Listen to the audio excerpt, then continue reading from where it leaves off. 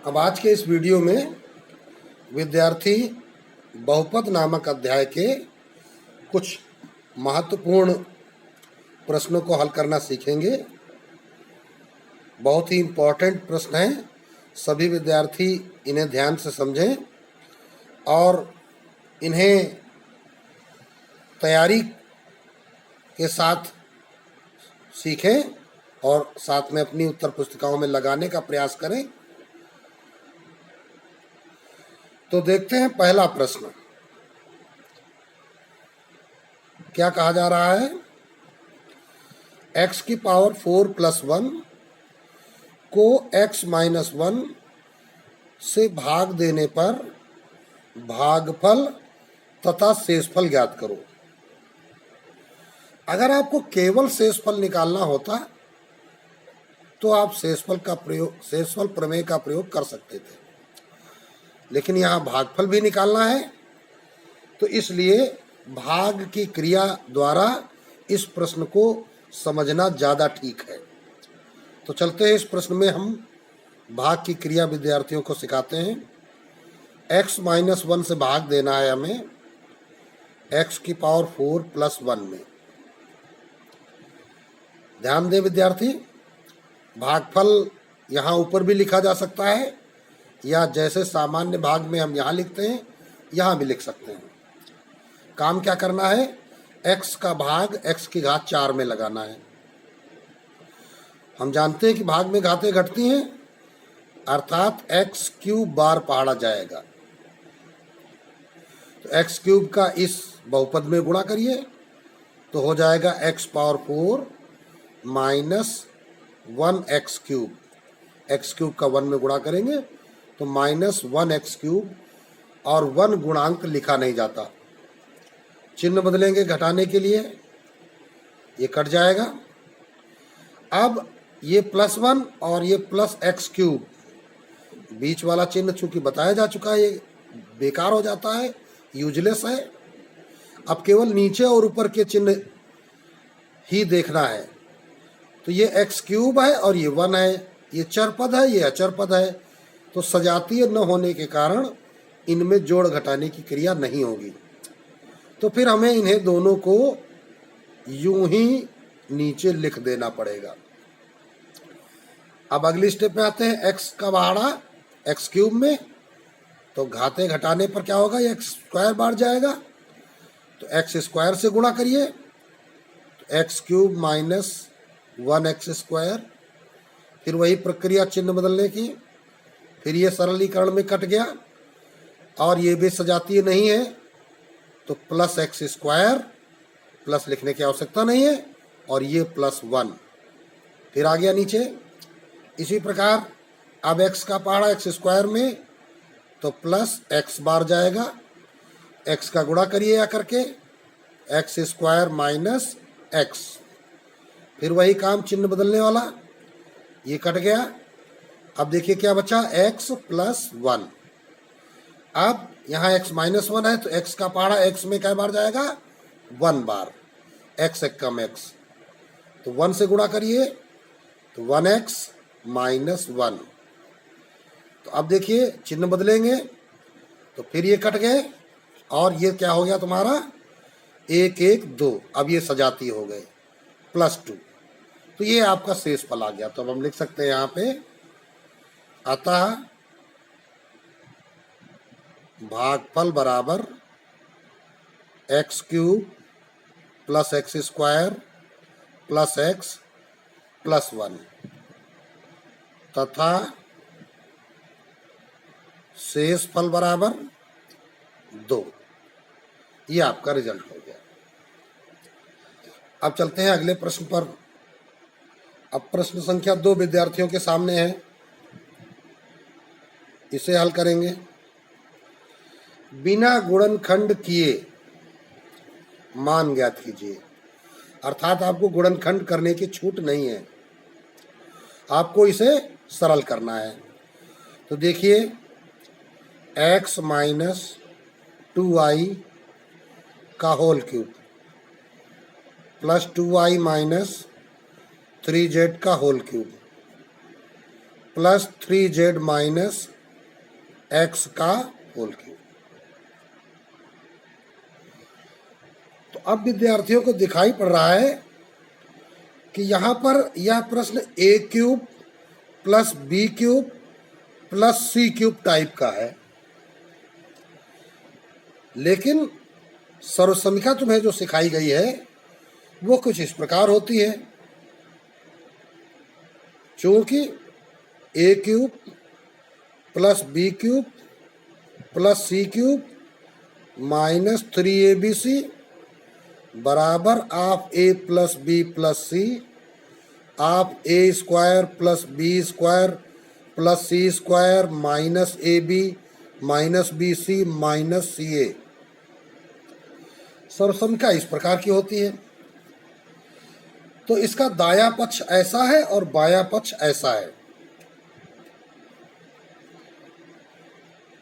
और प्रश्न का बाएं पक्ष में a cube plus b cube plus c cube तो है, लेकिन 3abc नहीं है।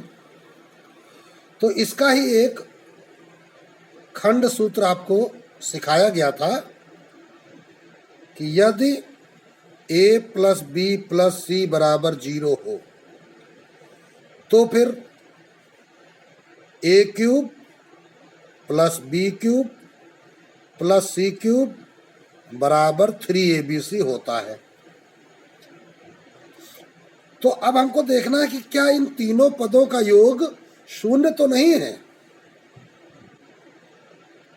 यहाँ पे तथा शब्द प्रयोग करेंगे। अतः हम जरा चेक करते हैं, x minus 2y plus 2y minus 3z plus 3z minus x, और इन सबका total 2y plus minus cut गया, 3z प्लस माइनस कट गया और x प्लस माइनस कट गया, तो बराबर 0 आ गया।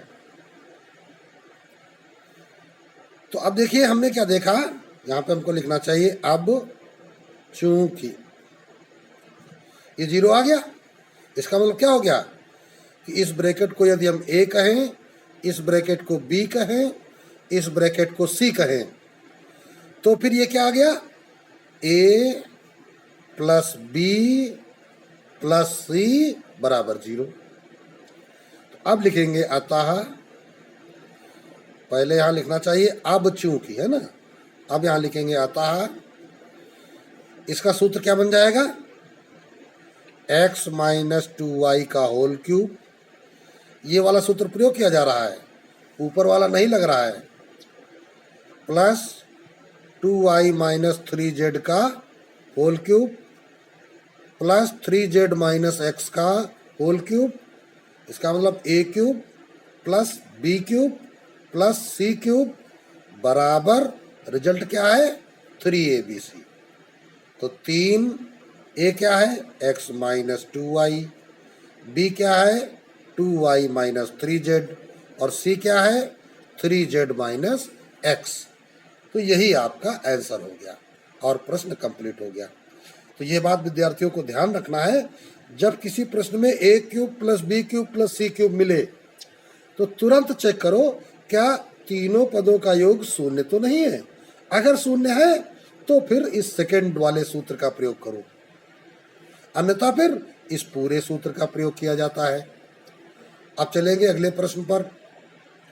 अब अगला तीसरा प्रश्न विद्यार्थियों के सामने है, इसे हल करना सीखेंगे। दिया गया है, कह रहा x cube plus y cube minus 12xy plus 64 का मान ज्ञात करो यदि x प्लस वाई बराबर 4। तो अब यहाँ पे दिया क्या गया है, चूंकि x प्लस वाई बराबर 4। अब देखो जरा प्रश्न को हम थोड़ा सा दूर लिखते हैं, x cube plus y cube minus 12xy plus 64। तो पहले इस प्रश्न में हम सूत्र खोजने का प्रयास करते हैं। तो देखिए ये क्या बना हुआ है, a क्यूब, ये क्या बना हुआ है b क्यूब, तो क्या कहीं इसमें c क्यूब तो नहीं छिपा है, तो हमको दिखाई पड़ रहा है, प्लस ये क्या बन गया c क्यूब। तो a cube plus b cube plus c cube ठीक, अब देखिए ये एक पद और बचा, तो क्या ये -3abc है? तो -3 ए की जगह x, बी की जगह y और सी की जगह 4। तो देखो 3 चौको 12 xy, देखिए यहाँ 3 चौको 12 xy, अर्थात ये हमको सूत्र कौन सा मिल गया यहाँ पे, a³ + b³ + c³ -3abc, ये मिल गया। तो अब देखिए भाई यहाँ पर x + y = 4 था, तो a और b दिया गया, c इधर है दाहिने पक्ष में, इसको भी बाएं पक्ष में लाओ, इसलिए हो क्या जाएगा, x + y - 4 = 0। अब यहाँ पर +4 होना चाहिए, क्योंकि a³ + b³ + c³, तो c की जगह 4 है, तो इसका मतलब यहाँ +4 कब होगा, जब यहाँ -4 होगा। तो अतः विद्यार्थी अपनी बुक में देख लेंगे इस प्रश्न को, यहाँ पर -4 होना चाहिए, इसमें -4 ही यहाँ पर होना चाहिए, तभी ये प्रश्न कंप्लीट होगा। तो इसका संशोधन कर लेंगे, यहाँ -4 है तब यहाँ +4 हो जाएगा, तब ये a + b + c = 0 बन जाएगा। तो अब हम यहाँ सूत्र लिखेंगे, चूँकि a + b + c = 0 होने पर सर्वसंख्या क्या बन जाती है, a³ + b³ + c³ = 3abc। तो देखो a³ + b³ + c³ ये बराबर क्या हो जाएगा, 3abc माइनस, अब ये जो कते उतार दो, 3 चौको 12 xy, और ये भी कितना आ गया, 12 xy - 12 xy, अब ये दोनों कट जाएंगे, तो आ गया क्या, बराबर 0। तो इस प्रकार इस प्रश्न का मान कितना निकल आया, 0 निकल आया, और ये आपका कंप्लीट हो गया। यहाँ पर प्रश्न में थोड़ी सी त्रुटि थी लिखने में कि x + y = -4 होना चाहिए। जब -4 होगा तो हम इसका पक्षांतर करेंगे, तो x + y + 4 = 0 हो जाएगा। और जब हमने प्रश्न को सूत्र के रूप में ढाला था, तो हमने देखा कि x क्या है a, y क्या है b और 4 क्या है c, अर्थात a + b + c = 0। और सर्वसंख्या में नियम हमने क्या सीखा, यदि a + b + c = 0 तो a³ + b³ + c³ = 3abc, इसी का प्रयोग करके मान निकाल लिया गया। अब देखेंगे अगला प्रश्न। अब अगला प्रश्न विद्यार्थी देखें, बहुत ही महत्वपूर्ण प्रश्न है। बहुपद ये दिया गया है तथा एक बहुपद ये दिया गया है, को x + a से भाग देने पर शेषफल 0 है। यानी दोनों बहुपदों को यदि आप x + a से भाग देंगे तो शेषफल 0 होना चाहिए, अर्थात विभाजित है। तो सिद्ध करना है a = m - q/l - p। चलिए देखते हैं, तो कहा क्या गया है, चूंकि बहुपद x² + px + q, कॉमा लगाइए, एक दूसरा बहुपद है x + a, यहाँ पे लिख लेना चाहिए में, बहुपद x + a से भाग देने पर शेषफल क्या है, 0। अच्छा भाई, अब तुमको प्रमेय में क्या पढ़ाया गया था कि यदि आप x + a से भाग देंगे तो उसका शेषफल क्या निकलेगा, p(-a)। तो शेषफल के नीचे हमने लिख दिया उसी प्रमेय से कि शेषफल होता क्या है, तो इसलिए तो p(-a) लिखो, ये तुम्हारा क्या है, एक बहुपद है। तो यहाँ पर क्या करना है, x की जगह हमें -a मान रखना है, तो इसलिए -a² plus p(-a) plus q = 0, अर्थात a² minus A P plus q बराबर 0, ये समीकरण नंबर 1 डाल देंगे। अब क्या लिखेंगे? इसी प्रकार बहुपद दूसरा क्या था? X square plus L x plus M,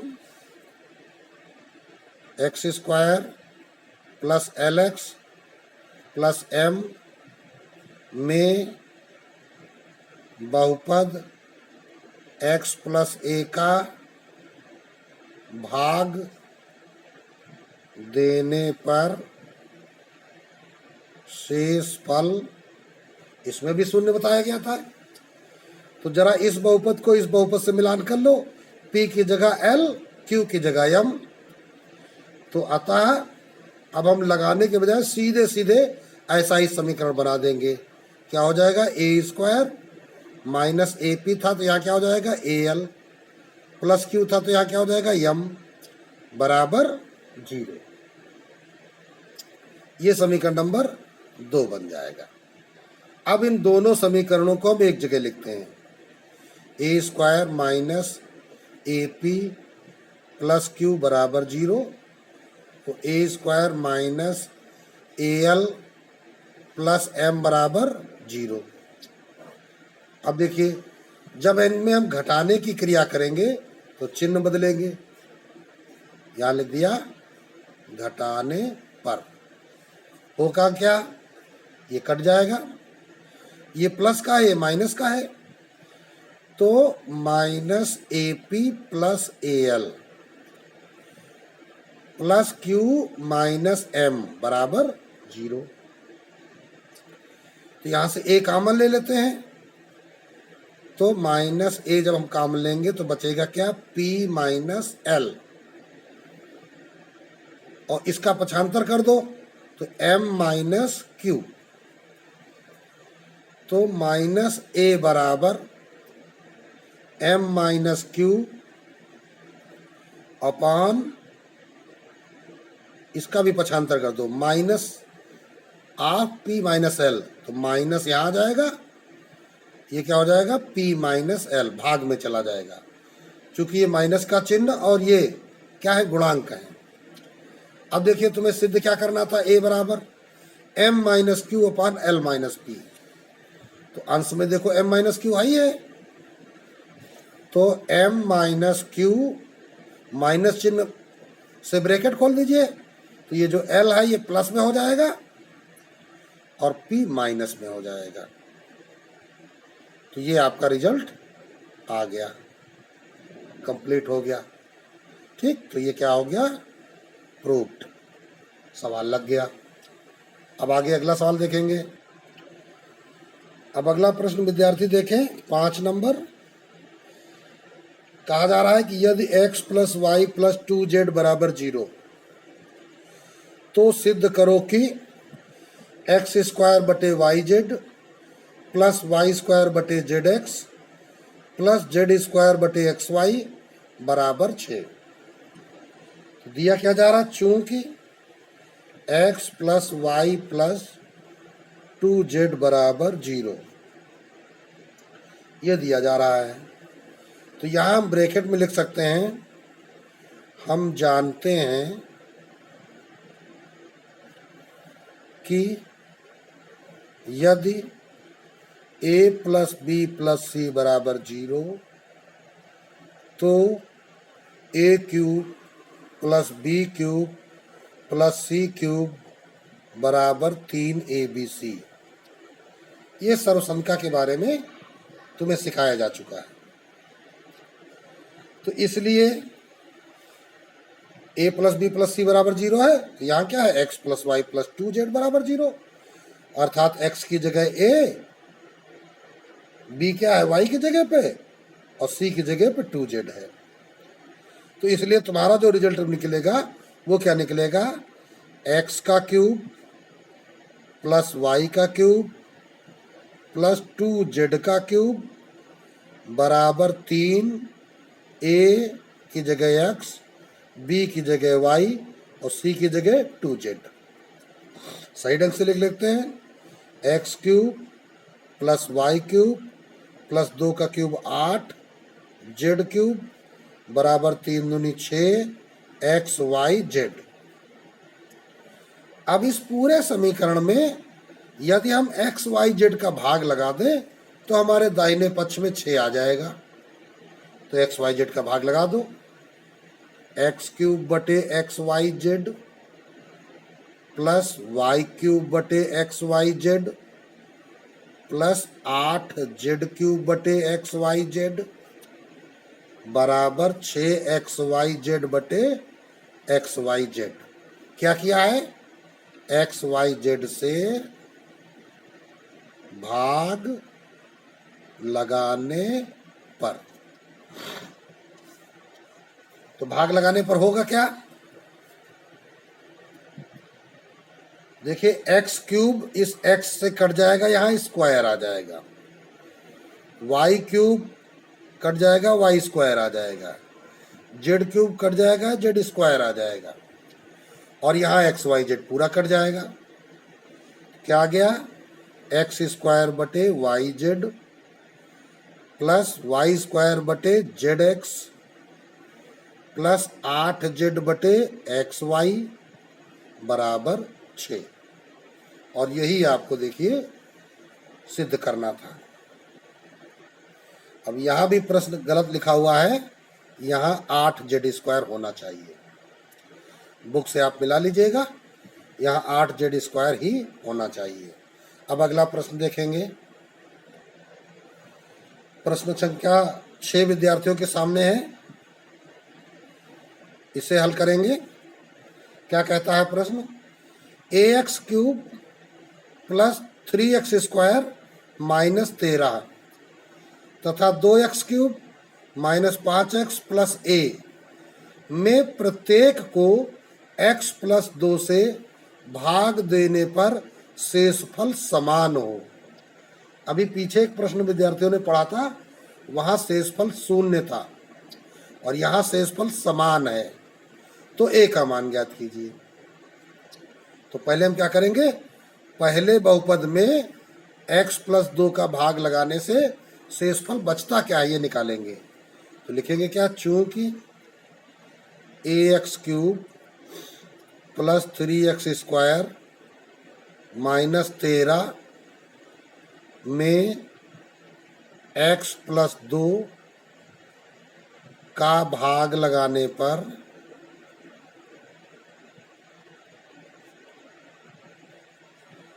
शेषफल क्या होना चाहिए? p ऑफ -2 होना चाहिए। जैसा तुमको प्रमेय में सिखाया जा चुका है। तो p ऑफ -2 का मतलब क्या है? इस बहुपद में हमें क्या रखना है? x की जगह -2 रखना है। चाहो तो इस बहुपद का नाम लिख सकते हो p ऑफ x बराबर, ठीक है। तो p ऑफ -2 x की जगह क्या रखना है? -2। तो a ऑफ -2 का होल क्यूब प्लस 3 ऑफ -2 का होल स्क्वायर माइनस 13। तो माइनस का होल क्यूब माइनस होगा, 2 का क्यूब 8 a, यहाँ माइनस का स्क्वायर प्लस, प्लस प्लस का गुणा प्लस, 2 का स्क्वायर 4, 4 3 12 माइनस 13। तो 12 में 13 घटाओगे -1, तो -8 है -1, ये आया शेषफल। तथा अब दूसरे बहुपद का नाम ले लो q ऑफ x। क्या है? 2x cube minus 5x plus a में वही x प्लस 2 से भाग लगाना है तुमको। भाग लगाने पर शेषफल, प्रमेय क्या कहती है? q ऑफ -2 बचेगा। तो अब q ऑफ -2 निकाल लीजिए। तो जब आप q ऑफ -2 निकालेंगे तो बराबर 2 ऑफ -2 का whole cube plus 5 of -2 plus a। तो तो -2 का होल क्यूब, चिन्ह का माइनस हो गया, 2 दूनी 4 दूनी 8 दूनी 16, -5 दूनी 10 प्लस a, तो -16 10 -26 प्लस a। तो इसमें शेषफल ही आया। तो अब लिखेंगे क्या, चूंकि प्रश्नानुसार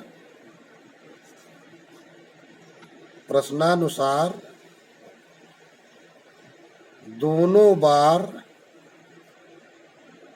शेषफल समान है, दोनों में शेषफल क्या कहता है, समान है। तो इसका मतलब क्या हो गया, इसलिए पहली बार शेषफल क्या आया, -8 है -1, और दूसरी बार शेषफल क्या आया है, -26 प्लस a, ये बराबर होना चाहिए।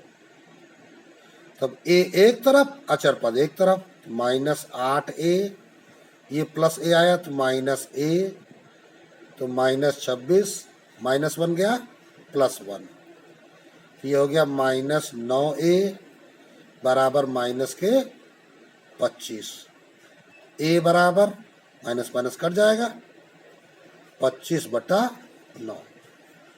ये आपका a की वैल्यू निकल आई और यही आपको ज्ञात करना था। a का मान इस प्रश्न में आपको निकालना था। अब देखिए अगला प्रश्न विद्यार्थियों के सामने है 7 नंबर, इसे हल करना सीखेंगे। यदि a + b + c बराबर 5, लिख लीजिए,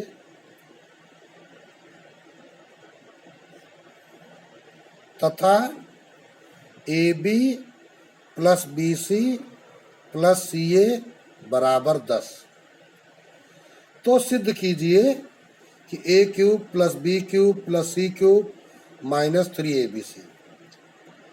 इसलिए जो सिद्ध करना है उसका हम LHS उठाते हैं। वो क्या है, a³ + b³ + c³ - 3abc। तो ये तो एक सर्वसमीका का सूत्र है, सर्वसमीका तुम्हें बताई गई है, a³ + b³ + c³ - 3abc, तो बराबर a + b + c पहले ब्रैकेट में, फिर a² + b² + c² - ab - bc - ca।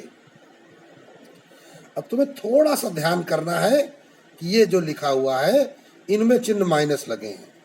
अगर हम माइनस चिन्ह कॉमन ले लें तो क्या बच जाएगा, ab + bc + ca। अब अंदर हमने छोटा ब्रैकेट लगा दिया है तो यहां हमको बड़ा ब्रैकेट लगाना पड़ेगा, ठीक, और ये ऐसे ही उतार लेते हैं। बस इतना सा काम इस प्रश्न में विशेष है। आपको समझ में आ गया होगा कि यहाँ हमने केवल माइनस कॉमन लिया है। अब जो मान आपको दिए गए हैं a + b + c बराबर 5, बड़े ब्रैकेट में आ जाओ, a² + b² + c², इसकी वैल्यू नहीं दी गई है तो इसका भी एक सर्वसमीका में तुमको सूत्र बताया गया है,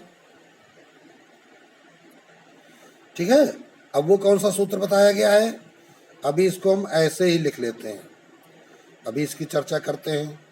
माइनस ये क्या वैल्यू दी गई है, 10, इतना हो गया। तो अब चलते हैं आगे।